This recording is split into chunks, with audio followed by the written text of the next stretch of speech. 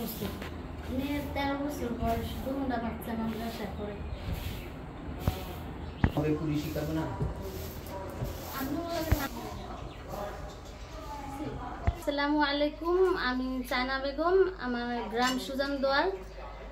আমার বাড়ির পাশে ধরেন একটা মার্ডার হয়েছে, তো ওইখানে যারা মার্ডার করছে এগো ধরেন হলো দেওয়া হয়েছে, আসামি করা হয়েছে।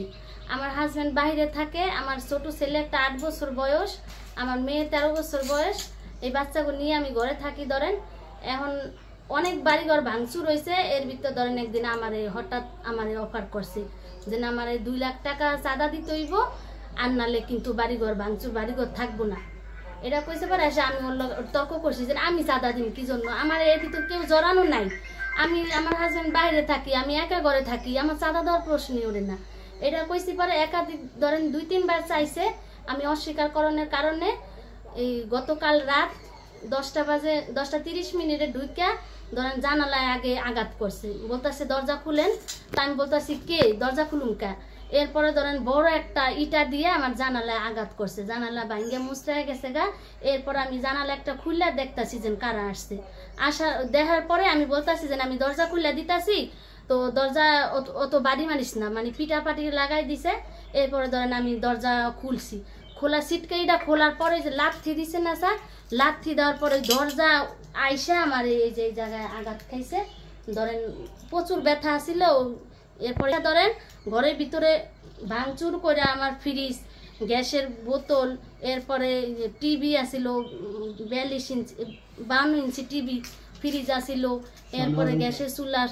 আর এই পাশে আবার আলমারিতে আইয়া স্বর্ণ অলঙ্কার আসিল, টাকা আসিল, আমার হাজব্যান্ড বাইরে থেকে পাঠায়।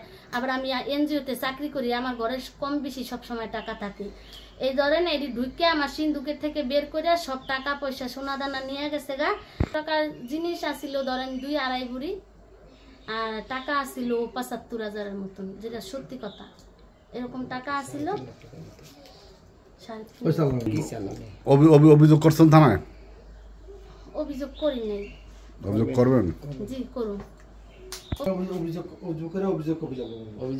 না, নামে বলতে হবে, এটা দাঁড়ায় বলেন।